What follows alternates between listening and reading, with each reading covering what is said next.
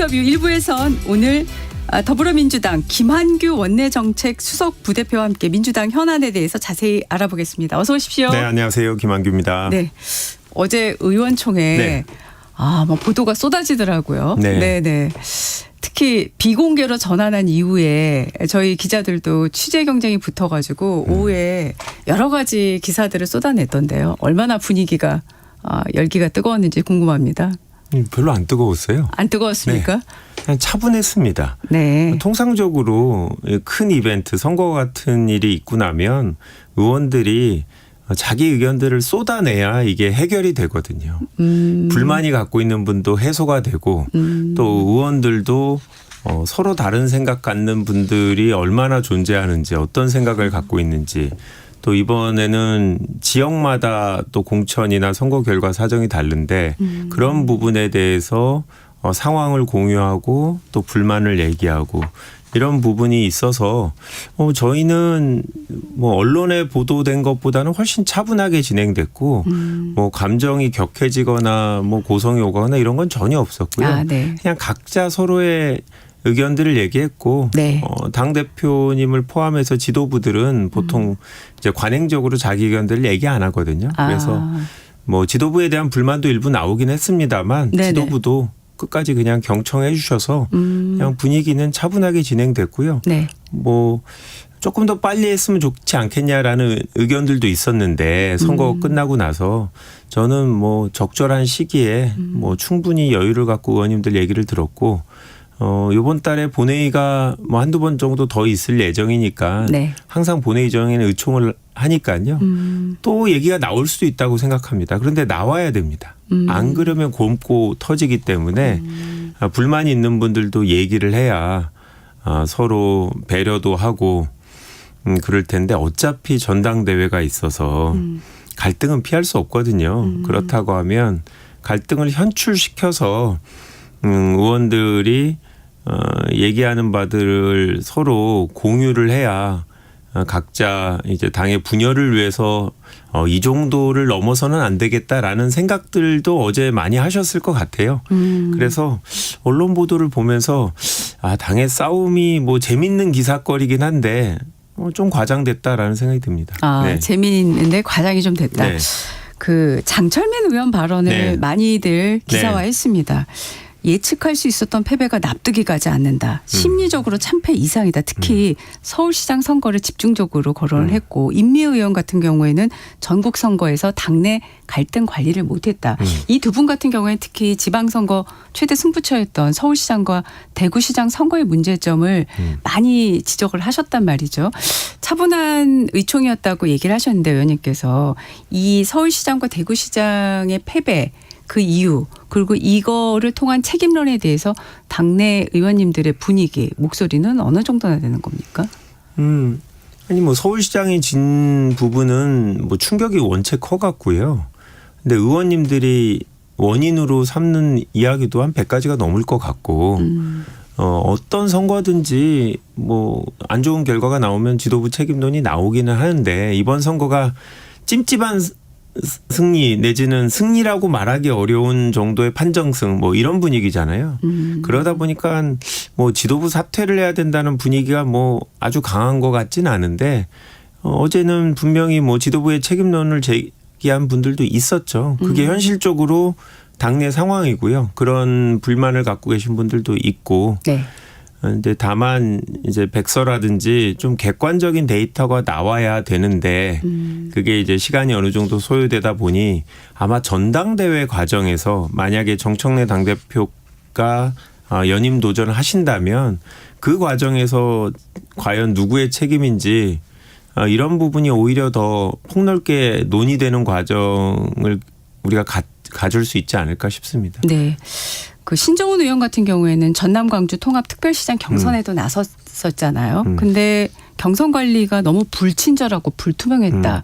이 부분을 지적을 했거든요. 거칠었다는 표현을 좀 많이 하셨죠. 그러니까 경선에 이제 참여하신 분이 이번에 몇 분 안 계시죠. 왜냐하면 광역지자체장 나가신 분만 경험하신 건데 그래서 저희가 뭐 전남 광주 통합 이후에 이 경선 과정을 의원들이 세부적으로 잘 몰라서 신종훈 의원님이 생각하는 문제점을 얘기했고 또 그 부분에 대해서는 또 당의 조승래 사무총장이 경위를 설명하고 또 오해인 부분을 또 말씀하시고 그랬기 때문에 뭐 저도 사실관계를 정확하게 알 수가 없어서 그렇긴 한데 의원들 분위기가 동료 의원이 너무 거칠었다고 하고 아쉬움을 표현하니까 뭐 지도부가 앞으로는 조금 더 이런 당내 경선은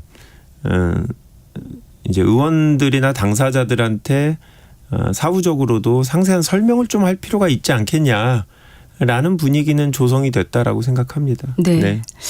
당 대표에 재도전할 거면 공정한 경쟁을 위해서라도 사퇴부터 하라 이런 요구가 나왔지 않습니까?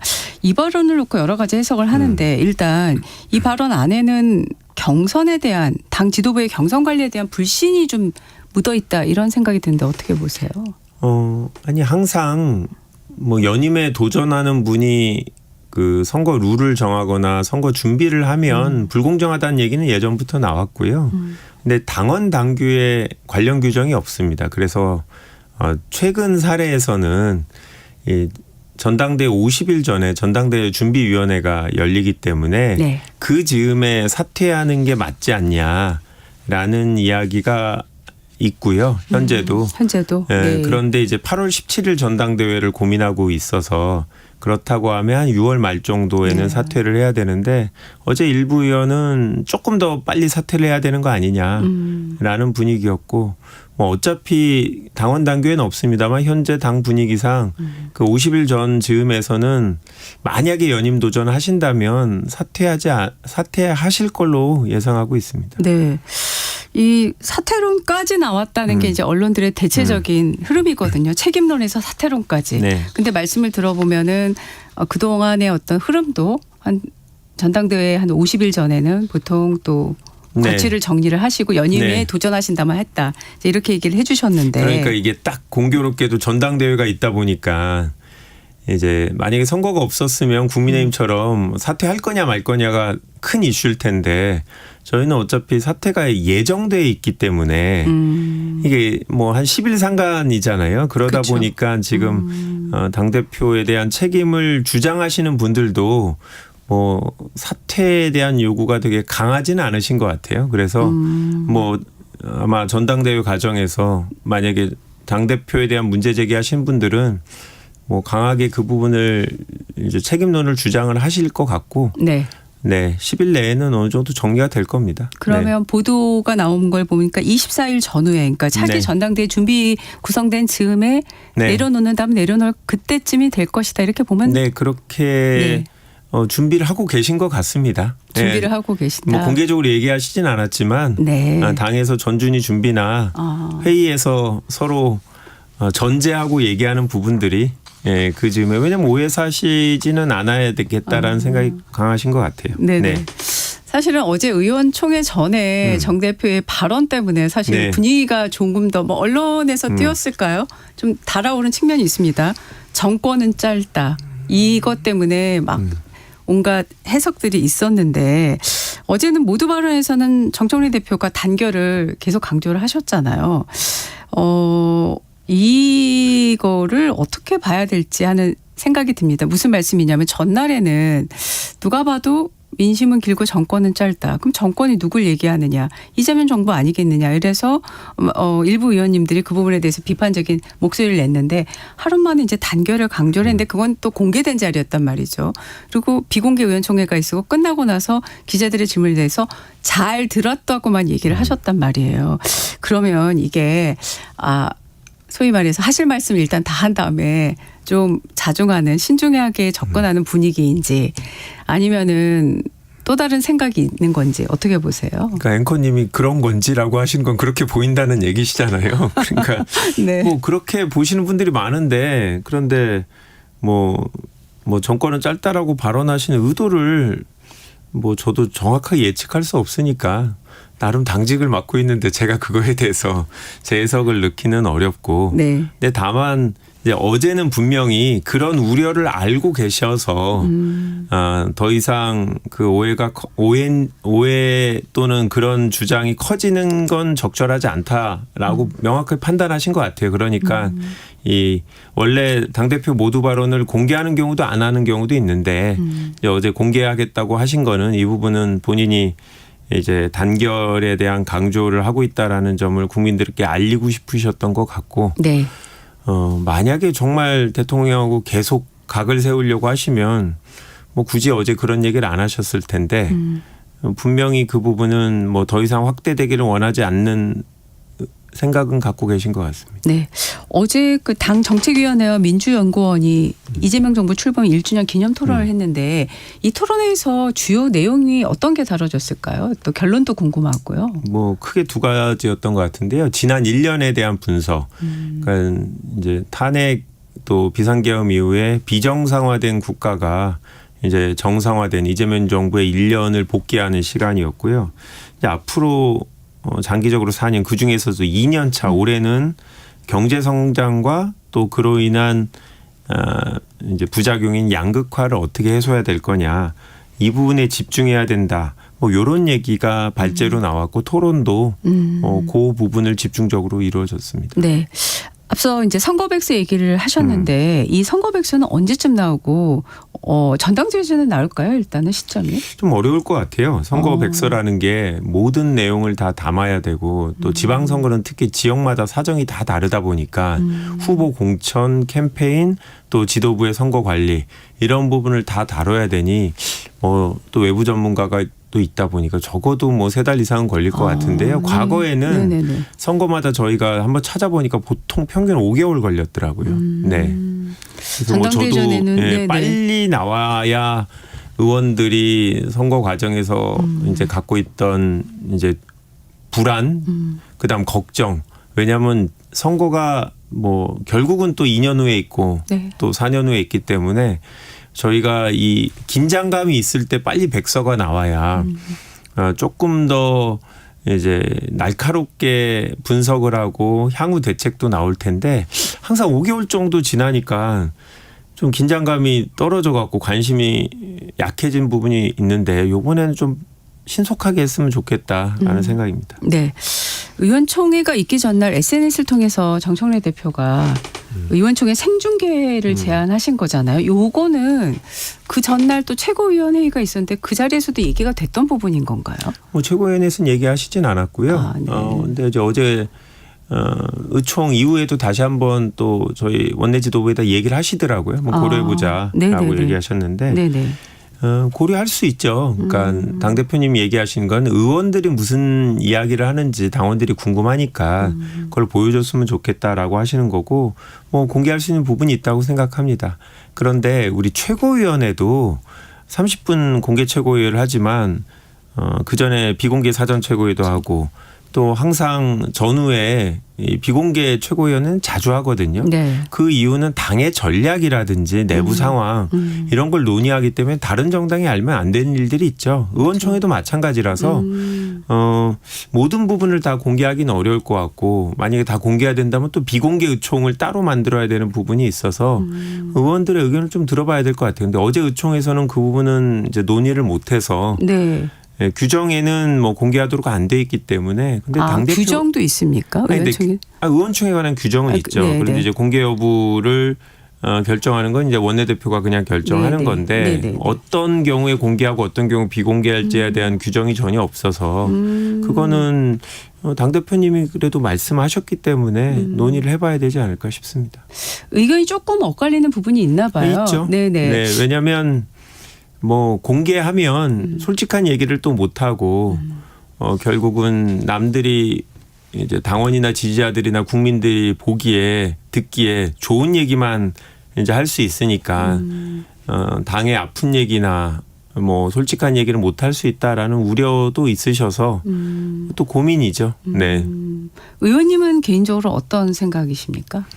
저는 뭐 의원들의 발언도 저는 뭐 공개할 수 있다고 생각해요. 왜냐하면 의원들 중에도 공개 발언을 했으면 좋겠다고 생각하시는 분들이 있으니까 또 비공개 부분은 또 의원들의 단체 텔레방이라든지 또 이런 데서 저희들끼리 논의할 수 있으니 또 그리고 아까 말씀드린 대로 의원총회에도 또 비공개 전략 논의하는 부분들이 있기 때문에 네. 뭐 그런 부분을 통해서 할 수도 있으니까요. 네. 1인 1표제 관련해서 지금 이거는 이미 당무위원회까지 다 의결이 끝난 거죠? 원래 전당대회 1인 1표제는 이미 다 결정이 됐고요. 네. 최근에 1인 1표제는 전당대회 말고 지역위원장 선출이라든지 찾아보니까 당내 선거가 일부 더 있는데 거기에는 1인 1표제를 개정을 못했다는 걸 뒤늦게 확인해서 그 부분을 쭉 모아서 이번에 통과시키는 거고요. 이번 네. 전당대회하고는 관계없는 과정을 거군요. 최근에 진행하고 있습니다. 네. 1인 1표제가 저도 말씀하신 대로 선거 전에 이미 전당대회는 끝난 걸로 알았는데 네. 계속 기사가 나오고 또 당내 의견들이 표출되는 거를 보면서 이런 질문을 한번 해보고 싶었어요. 왜냐하면 그 1인 1표제와 관련해서 뭐 김남희 의원 같은 경우에는 이게 지금 당원 투표 과정에서 1인 1일 투표를 하는 과정에서 50대 의사는 인구 비율보다 2배 정도 더 반영이 되는데 20대 의사는 절반도 반영 못 되는 거로 계속 얘기됐지만 호남 당원의 목소리가 많이 반영되고 영남 쪽은 적은 거 뭐 이런 얘기를 또 하시더라고요. 이미 뭐 전당대회 투표 방식은 다 결정이 된 거긴 하지만은 이번 선거에서 특히 서울시장 선거를 놓고 2030의 표심을 제대로 잡지 못했다는 그런 문제 의식이 당내에 네. 있는 거 아니겠습니까? 있죠. 예. 그런 부분은 이제 앞으로 2030 세대의 의견을 어떻게 수렴해낼 거냐의 이슈인데 이번 전당대회 때 1인 1투표제는 그대로 하고 앞으로 공천이나 이런 과정에서 당원 투표와 일반 국민 여론조사를 같이 병행하지 않습니까? 그럼 일반 국민 여론조사 과정에서 20, 30대의 의견을 최대한 반영해서 이분이 응답률이 낮을 텐데 가중치를 두거나 아니면 의무적으로 2030을 인구 비율 수준 이상으로는 받아들이는 그런 게 필요할 수 있죠. 우리가 일반 여론조사를 할 때는 그 연령이나 지역들을 다 이제 일정 비율을 정해놓고 거기에 충족이 될 때까지 계속 전화를 돌리잖아요. 네. 근데 이제 당내 경선은 그렇지는 않거든요. 그냥 샘플을 딱 정해서 그분들이 나이가 어떤지 확인하지 않고 전화 응답하면 그게 그냥 선거 결과에 반영이 되는 구조입니다. 좀 그건 다르군요. 어느 정당이든 네, 똑같거든요. 당내 예, 예. 경선. 네네. 그러다 보니까 이제 2030들이 당내 경선에는 이제 뭐 그게 원인이 본인들이 참여를 안 한 거든 아니면 저희가 시스템을 그렇게 안 만든 거든 분명히 경선 과정에 그분들의 의사가 잘 반영되지 않는 건 사실이죠. 그래서 제 생각에는 뭐 김남희 의원님이 뭐 구체적으로 어떤 배경을 갖고 계신지 모르겠지만 1인 1투표제는 지금 이번 전당대회 때는 이미 다 확정이 된 거라 그거를 지금 바꾸자고 하시는 건 아닌 것 같고 선거 결과에 대한 문제의식은 아마 많은 분들이 공감할 것 같고 저는 하여튼 이 경선이나 이런 과정에서 일반 국민의 의견을 들을 때 지금의 방식을 좀 개선할 필요가 있지 않나라는 생각은 하고 있습니다. 네. 오늘 정준영 대표가 이제 광주에서 현장 최고위원회를 여는데 선거 때도 광주뿐만 아니라 이제 전남 전북 자주 가시고 오늘도 최고위를 광주에서 하니까 이걸 갖고 호남 민심 수습과 당원 표심 결집 행보다. 네. 언론 보도 이렇게 나오고 있습니다. 이런 행보에 대한 해석은 동의하세요? 호남 민심 수습해야 하는 거는 맞는 것 같아요. 왜냐하면 두 가지인데 하나는 이제 전북에서는 뭐 저희가 이겼습니다만 여하튼 무소속 후보의 약진이 있어서 그 부분에 대한 분명히 이제 뭐 일부의 불만이 분명히 있는 거죠. 그리고 광주 전남에서도 일부 기초지자체장을 저희가 뺏겼어요. 네. 그런 부분을 생각하면 호남이라고 해서 민주당의 절대적인 지지를 안 하겠다. 뭐 사안에 따라서 인물에 따라서 공천 결과에 따라서 판단하겠다라는 의사이기 때문에 저희가 찾아가서 잘못된 부분에 대해서는 이야기를 듣고 또 우리가 그래도 민주당에서는 호남의 민심을 중요하게 생각하고 있다는 걸 보여드리기 위해서 아마 현장 최고위원회 위원회 가장 첫 장소로 광주를 정하지 않았나 싶습니다. 예. 네. 지금 투표용지 부족 사퇴항을 위한 국정조사 다음 주에 어떻게 합의가 될까요? 될 거라고 생각합니다. 저희는 어제 본회의 보고를 했고 그러면 이제 여야에서 위원장이나 위원 선임을 협의를 하면요. 위원회가 먼저 열려서 계획서를 채택합니다. 네. 그러면 그거를 본회의에 보고하면 본회의에서 승인하고 그때부터 본격적인 활동이 시작되거든요. 그래서 저희는 뭐 다음 주 목요일 금요일 정도에는 본회의에서 계획서를 채택하는 게 목표고 그러면 바로 다음 주 말이나 부터는 국조특위가 실제로 활동할 수 있지 않을까 생각하고 있고 그전에는 뭐 국민의힘은 모르겠습니다만 저희는 내부적으로 선거개혁 TF를 통해서 네. 이미 사전에 선관위 보고라든지 자료 수집 이런 작업을 하고 있거든요. 그래서 국조특위가 시작이 되면 바로 실질적인 그 청문회 절차가 진행될 수 있도록 철저한 준비하고 있습니다. 네. 뭐 야당이 요구하는 위원장이라던가 동수로 네. 특위를 구성하자던가 이 부분에 대해서는 뭐 하나씩 양보하면 되지 않을까요? 하나씩요? 뭘 하나 주고 뭘 하나 받은? 협상을 해봐야겠죠. 그런데 저희가 이번에 위원장을 고집할 이유가 없어요. 왜냐하면 뭐 저희의 잘못 아니면 이재명 정부의 문제가 아니잖아요. 이거는 헌법상 독립기관인 선관위인데 뭐 저희가 위원장을 막 고집을 하면 민주당이 뭐 캥기 있는 거 있어서 그런 거다라고 또 국민의힘이 공격하실 거 아니잖아요. 정략적으로 이용하실 수 있기 때문에 네. 저희는 좀 뭐 적절히 협의하고 잘 협의될 거라고 생각합니다. 네. 그 국민의힘에서는 특검도 같이 하자는 입장인데요. 이건 어떻게? 저희 당에서도 뭐 특검을 발의하는 의원도 있고 네. 저희도 당연히 특검까지 논의할 수 있다고 생각합니다. 뭐 다만 보니까 합수본에서 검경 합수본에서 이미 압수수색을 시작을 하고 있고 또 이제 국조특위가 진행되는데 특검은 이 부실할 조사만으로 할 수 있는 건 아니고 불법적인 행위가 확인되어야 할 수 있는 거잖아요. 네. 합수본은 고발이 있으니까 수사를 할 수 있는데 특검은 좀 다르죠. 네. 명확한 범죄 행위가 있어야 어느 범위를 대상으로 또 그 특검의 규모는 어떻게 할 건지를 정할 수 있기 때문에 네네. 일단 사실관계 확인을 좀 보고 가야 된다. 그리고 특검은 아시겠지만 국회에서 구성하고 임명 절차나 사무실 준비하고 이러면 보통 법이 통과되고 나서도 2달 이상의 준비 기간이 필요하거든요. 네. 그래서 저는 특검 협의하는 것도 병행을 할 수 있지만 일단은 국조와 합수본이 빠르게 진행돼야 된다. 그래야 시간을 낭비하지 않는다 생각하고 있습니다. 네. 시간이 한 1분 30초밖에 네. 안 남아서 이 질문 두 가지를 제가 하나 빨리 드리겠습니다. 정정식 신임 국민의힘 원내대표가 원구성과 관련해서 네. 법사위원장은 야당에 넘겨라. 이게 지방선거에서 나타난 민심의 소리다. 이렇게 얘기했는데요.